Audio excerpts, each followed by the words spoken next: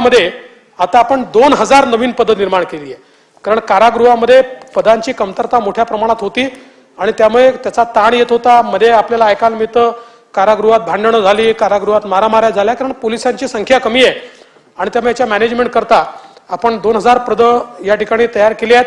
एक नवीन प्रादेशिक विभाग आपण या ठिकाणी संभाजीनगर विभागाचे 2 विभाग करून एक नवीन प्रादेशिक विभाग आपण तयार केलेला आहे आणि नवीन कारागृह बांधकामाकरता आपण पालघर, अहमदनगर म्हणजे नारायणडो या ठिकाणी 2 ठिकाणी काम आता सुरू करतो आणि मुंबईमध्ये देखील नवीन कारागृहाकरता जमीन आम्ही अंतिम टप्प्यात आहोत आणि एक नवीन कारागृह या ठिकाणी तयार करण्याचा आपला प्रयत्न आहे.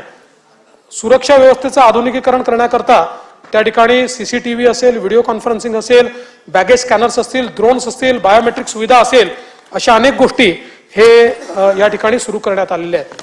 माननीय लाड साहेबांनी एक मुद्दा उपस्थित केला होता की राष्ट्रीय गुन्हे रेकॉर्ड ब्युरोच्या अहवालामध्ये जेलमध्ये 270 महिला कैद्यांवर बलात्कार झाला. तर या ठिकाणी मला सांगायचं आहे की हे देशभरातलं आहे की महाराष्ट्रातलं नाही आहे. महाराष्ट्रामध्ये साधारणपणे 2021ला फक्त एक ट्रान्सजेंडर कैद्याने त्या ठिकाणी माझ्यावर अत्याचार झाला अशा प्रकारची तक्रार केली. याच्या व्यतिरिक्त महाराष्ट्रामध्ये अशा प्रकारची कुठलीही तक्रार नाही आहे. गेल्या 2-3 वर्षात तर कुठलीही तक्रार नाही आहे, त्याच्या आधीही नाही आहे. त्यामुळे हे जे काही 270 महिलांवर कैद्यांवर बलात्कार झाला असं जे NCRBच्या रिपोर्टमध्ये आहे ते देशभराचा तो आकडा आहे, तो काही महाराष्ट्राचा आकडा नाही आहे. हे देखील या निमित्ताने मी सांगू इच्छितो. माननीय सभापती महोदया, अनेक सदस्यांनी अनेक मुद्दे या ठिकाणी उपस्थित केले आहेत. मी कदाचित सर्व मुद्द्यांना समाधानकारक उत्तर देऊ शकलो नसेल किंवा काही मुद्द्यांना मी हात देखील त्या ठिकाणी लावू शकलो नसेल, पण आमचा प्रयत्न हाच आहे की हा एक अत्यंत सेन्सिटिव्ह अशा प्रकारचा विभाग आहे आणि विशेषतः राज्यामध्ये गेल्या काळामध्ये अनेक आंदोलनं झाली, वेगवेगळ्या प्रकारे समाजामध्ये एक तणावाचं वातावरण देखील तयार झालं. हे तणावाचं वातावरण कसं निवळेल, सगळे समाज गुण्यागोविंदाने एकमेकांसोबत कसे राहतील, हा देखील आपण प्रयत्न करतो आहोत.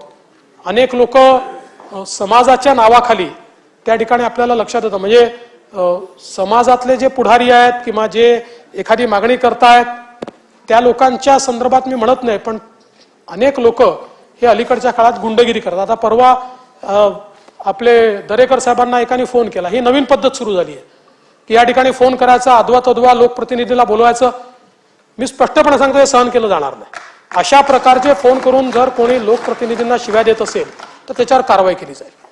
कोणालाही आपलं म्हणणं मांडण्याचा अधिकार आहे, पण हे असे शिव्या देणं आणि उलटसुलट, आणि काही हे प्रोफेशनल झाले आहेत. नाही, एकच माणूस 10 लोकांना फोन करतो सगळ्या पक्षाचा. यांना केला, अजून कोणाला केला. त्यामुळे अशा लोकांना या सभागृहाच्या माध्यमातून माननीय सभापती महोदया, खरं म्हणजे मी उत्तर सुरू करायच्या आधी एक चांगली बातमी आपल्याला सांगतो की महाराष्ट्राने आता सगळी आकडेवारी पुन्हा जाहीर झाली आहे आणि पुन्हा एकदा महाराष्ट्राने FDI मध्ये पहिला क्रमांक या ठिकाणी पटकावलेला आहे. एप्रिल ते डिसेंबर 23चा जो रिझल्ट आलेला आहे त्याच्यामध्ये महाराष्ट्रामध्ये 1,112 म्हणजे 1,00,000 कोटी पेक्षा जास्त गुंतवणूक आली आहे. आणि हे महत्वाचं याकरता आहे की त्याच कालावधीमध्ये ज्यांच्याशी आपण स्पर्धा असं म्हणतो, कर्नाटक 30,219, गुजरात 48,410, दिल्ली 31,361, या तिघांची एकत्रित गुंतवणुकीचा विचार केला तर 1,09,000 कोटी आणि एकट्या महाराष्ट्राची 1,00,000 कोटी एवढी गुंतवणूक आली आहे. त्यामुळे निश्चितपणे मी माननीय मुख्यमंत्री महोदय आणि सगळ्या विभागांचं आणि आपल्या सगळ्यांचं अभिनंदन करतो.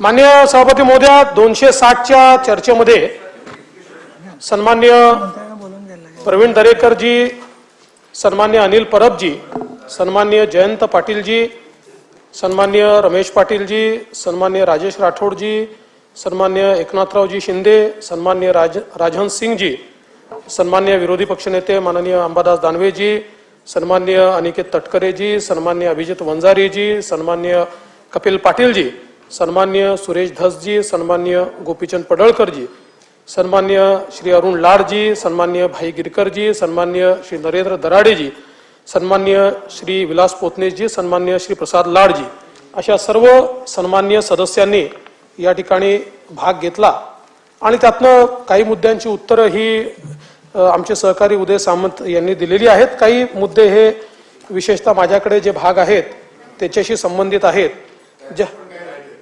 अच्छा, ठीक. मुळातच या चर्चेमध्ये एक महत्वाचा मुद्दा या ठिकाणी मांडण्यात आला आणि तो म्हणजे आता जी काही दुष्काळाची परिस्थिती आहे, या दुष्काळाच्या परिस्थितीचा सामना करण्याकरता आपल्याला येत्या काळामध्ये पाण्याचं नियोजन योग्य प्रकारे करणं गरजेचं आहे. आता आपण जर बघितलं तर विशेषतः दुष्काळाची जी काही परिस्थिती आहे त्याच्यामध्ये मराठवाडा जो विभाग आहे हा सर्वाधिक मला असं वाटतं आपल्याकरता चिंतेचा विभाग आहे. कारण आपण नागपूर विभागाचा विचार केला तर मागील वर्षी 54% पाणी होतं, यावर्षी 55% आहे. त्यामुळे इथे काही फार प्रॉब्लेम येईल असं वाटत नाही. अमरावती विभागाचा विचार केला तर मागील वर्षी 66% होतं, आता 57% आहे. त्यामुळे जवळपास हे पाणी देखील उन्हाळ्यात पुरेसं आहे. मात्र मराठवाडा विभागामध्ये मागील वर्षी आपल्याकडे 47% पाणीसाठा होता, तो आता केवळ 24% पाणीसाठा आपल्याकडे आहे. त्यामुळे मराठवाडा विभागामध्ये आपल्याला विशेष प्रायोरिटायझेशन या ठिकाणी करावं लागेल. आणि एकूण राज्याचा जर विचार केला आपण, कारण जसं इथली परिस्थिती आहे तशी जरी चर्चेत उल्लेख आला नसला तरी ही परिस्थिती यावेळेस आपल्याला सातारा सांगली मधली देखील पाहायला मिळते. म्हणजे कोयनेचं पाणी जपून वापरावं लागेल अशा प्रकारची परिस्थिती आपल्याकडे आहे. तर एकूण राज्याचा जर आपण विचार केला तर राज्यामध्ये मागील वर्षी याच दिवशी 61% पाणीसाठा होता, तो यावर्षी 46% पाणीसाठा आहे. त्यामुळे एक मोठा घट हा पाणीसाठ्यामध्ये आपल्याला त्या ठिकाणी पाहायला मिळतोय. आणि म्हणून या दृष्टीने आपण त्याच्या उपाययोजना केलेल्या आहेत. आणि विशेषतः जो काही आपल्याकडे पाणीसाठा उपलब्ध आहे त्या पाणीसाठ्याचं नियोजन हे जुलैपर्यंत करायचं, अशा प्रकारचं त्याचं नियोजन आपण केलेलं आहे. यामध्ये आपण आपल्याला कल्पना आहे की 3 गोष्टी करतो. एकतर अवेलेबल पाणी साठ्याच्या आधारावर आपण कालवा सल्लागार समिती जी आहे त्या कालवा सल्लागार समितीमध्ये किती पाणी सोडायचं आणि किती आपण त्या ठिकाणी ठेवायचं याचा निर्णय करतो. त्या संदर्भातल्या सगळीकडे कालवा सल्लागार समितीच्या बैठका काही झालेल्या आहेत आणि काही होऊ घातलेल्या आहेत आणि त्याचं प्लॅनिंग केलेलं आहे. दुसरं याच्यामध्ये आपल्याला कल्पना आहे की पहिल्यांदा पिण्याचं पाणी, पिण्याच्या पाण्याची निकड संपवून जर पाणी असेल तर शेतीला पाणी, आणि शेतीचं पाण्याची निकड संपवल्यानंतर उद्योगाला पाणी, असं आपण त्या ठिकाणी ठरवलेलं आहे. तर सगळ्या धरणांच्या संदर्भातलं पाणी वाटप जे आहे ते पाणी वाटप आता जुलैपर्यंत याच पद्धतीने करण्यात आलेलं आहे की बाष्पीभवनाचा विचार करून अवेलेबल जे पाणी आहे त्या पाण्यातलं पिण्याच्या पाण्याचं पाणी हे सोडून किती पाणी अवेलेबल आहे त्याच्या आधारावर मग शेतीला आणि त्याच्यानंतर शेवटी आपण उद्योगाला जर उरलं तर पाणी देऊ, अशा प्रकारची परिस्थिती आहे. त्यामुळे मला असं वाटतं की मराठवाडा विभागामध्ये निश्चितपणे आपल्याला विशेषतः मेच्या काळामध्ये काही ना काही अडचण त्या ठिकाणी येईल. अर्थात आपण याचा थोडा म्हणजे कधी कधी जे काही आपल्यासमोर आव्हानं असतात त्याचं संधीत देखील रूपांतर करता येतं. जसं आपण मागच्या काळातही केलं तर या उन्हाळ्यामध्ये विशेषतः आता सगळे वॉटर स्ट्रक्चर्स ड्राय असल्यामुळे मोठ्या प्रमाणात ते वॉटर स्ट्रक्चर्सचं डिसिल्टिंग करणं याच्याकरता आपण भर दिलेला आहे. आणि जलयुक्त शिवार योजना ही या सगळ्या भागामध्ये अत्यंत वेगाने आपण हातामध्ये घेतलेली आहे. त्याचे नवीन रेट्स आपण फायनल करून दिलेले आहेत, त्याच्या एजन्सीज फायनल करून दिलेल्या आहेत. आता जिथे एनजीओ मिळाला नाही त्या ठिकाणी ग्रामपंचायतीला देखील अधिकार दिलेले आहेत, त्यांना थेट पैसे आपण देतो, जेणेकरून त्या ठिकाणचे जे छोटे तलाव आहेत या तलावाचं डिसिल्टिंग त्यांनी करावं आणि तो गाळ सगळा त्यांनी शेतीमध्ये नेऊन टाकावा. तो गाळ शेतीत गेला तर 2-3 वर्ष शेतीमध्ये देखील आपल्याला रासायनिक खतं वापरावे लागत नाही आणि ऍडिशनल पाण्याची कॅपॅसिटी त्या ठिकाणी तयार होते. तर त्या प्रकारे मोठ्या प्रमाणात हे काम हाती घेण्यात आलेलं आहे. मी स्वतः या संदर्भात जलसंधारण मंत्र्यांसोबत 3 बैठका केलेल्या आहेत. त्या संदर्भात जो काही निधी आपल्याला तिथे उपलब्ध करून द्यायचा तो निधी करून दिलेला आहे. प्रत्येक गावापर्यंत जलरथ जाईल आणि त्या गावामध्ये जनजागृती करेल अशा प्रकारचं देखील त्या ठिकाणी काम ऑलरेडी आपण BGS सोबत सुरू केलेलं आहे। त्यामुळे या संदर्भात मोठ्या प्रमाणात कारवाई ही आपण ऑलरेडी जी काही आहे ती सुरू केलेली आहे। एक सिंचनाच्या अनुशेषाच्या संदर्भातला विषय देखील या ठिकाणी उपस्थित झालेला आहे आणि त्या संदर्भात आपण जर जून 2021 ची स्थिती बघितली तर मराठवाड्यामध्ये साधारणपणे 2%, विदर्भामध्ये 14% आणि उर्वरित महाराष्ट्रामध्ये 9% असा आपला अनुशेष त्या ठिकाणी शिल्लक आहे। म्हणजे भौतिक अनुशेष, आपण जो काही आर्थिक अनुशेष आहे तो आर्थिक अनुशेष तर पूर्ण केलाय, पण भौतिक अनुशेष आपला शिल्लक आहे। त्या हिशोबाने जे काही आपण विचार केला तर अमरावती विभागामध्ये 31,000 हेक्टरचा, अकोल्यामध्ये 39,000 हेक्टरचा, वाशिममध्ये त्या ठिकाणी जवळपास 5,874 हेक्टर आणि बुलढाण्यामध्ये 34,000 हेक्टर इतका अनुशेष त्या ठिकाणी आपल्याला पाहायला मिळतोय। आता जून 23 अखेर अनुशेष कार्यक्रमातल्या 70 प्रकल्पांची कामं आपण पूर्ण केलेली आहेत। 30 प्रकल्पांची कामं ही आता आपली प्रगतीपथावर आहे। ही 30 प्रकल्प झाले की 73,000 हेक्टर एवढा आपला सिंचनाची क्षमता ती वाढणार आहे आणि 22-23 मध्ये जवळपास 20,000 हेक्टर सिंचन क्षमता आपण निर्माण केली आहे। अमरावती विभागातला अनुशेष दूर करण्यासाठी 23-24 मध्ये जवळपास 2,428 कोटीची तरतूद आपण केली। यातून जून 2024 पर्यंत सुमारे 61,613 हेक्टर एवढा अनुशेष आपण दूर करू आणि जून 25 पर्यंत पूर्ण अनुशेष हा आपण त्या ठिकाणी दूर करू। त्याचं सगळं प्लॅनिंग झालं, सुप्रमा झाल्या, पैसे दिले आहेत आणि जवळपास सगळे टेंडर झालेत, काही टेंडर्स आता होत आहेत, त्यामुळे ते काम आपण निश्चितपणे पूर्ण करू शकू।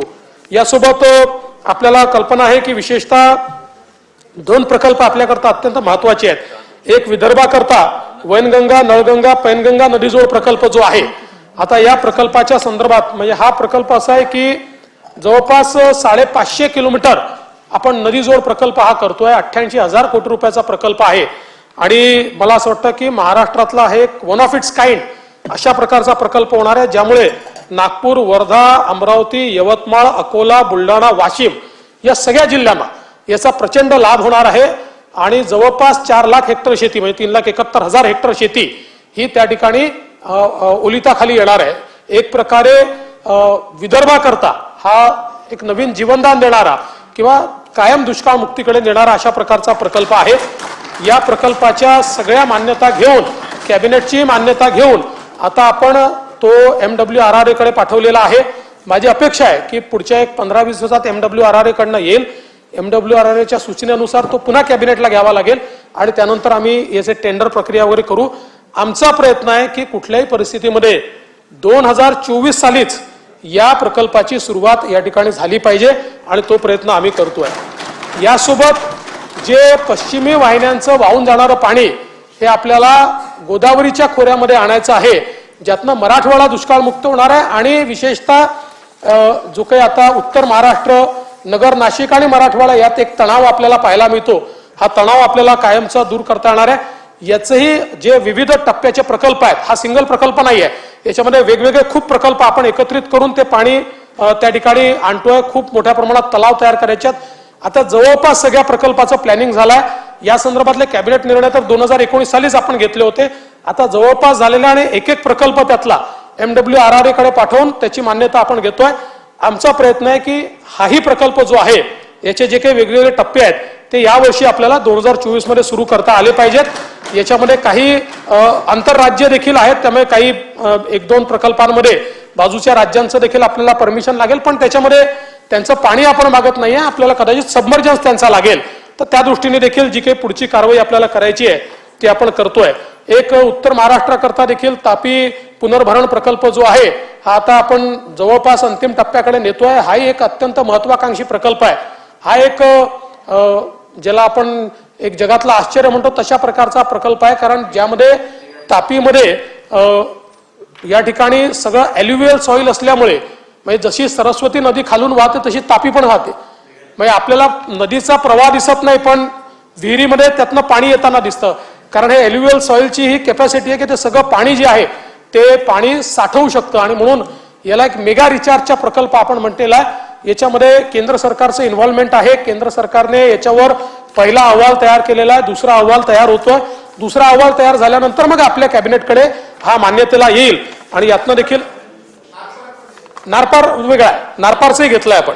नारपार मेगा रिचार्ज वेगळा आहे. मेगा रिचार्ज हा अकोल्याकडनं जळगावकडे जाणारा असा हा मेगा रिचार्ज आहे आणि नारपार जो आहे तो नाशिककडनं खानदेशाकडे जाणारा असा, म्हणजे हा जो पट्टा, या पट्ट्याला त्याचा फायदा, त्याचा फायदा होणार आहे. मला असं वाटतं की आता आपण बघितलं असेल, आता जवळपास गोसीखुर्दचं काम संपवत आपण आणलेलं आहे आणि आता जर त्यात नवीन, कारण अनेक वेळा नवीन मागण्या येतात आणि आपण नवीन त्याच्यामध्ये ऍडिशन करतो, पण नवीन ऍडिशन जर केलं नाही तर 2024च्या शेवटी आपण गोसीखुर्द प्रकल्पाचं आत्ता एक्झिस्टिंग जे काम आहे ते पूर्ण करू शकू, अशा प्रकारची मला त्या ठिकाणी शक्यता वाटते. आणि आताही आज जो अर्थसंकल्प या ठिकाणी केसरकर साहेबांनी आपल्यासमोर मांडला, त्यातही 2000 कोटी रुपये विदर्भातल्या सिंचन प्रकल्पांकरता हे निश्चितपणे या ठिकाणी उपलब्ध करून देण्यात आलेले आहेत.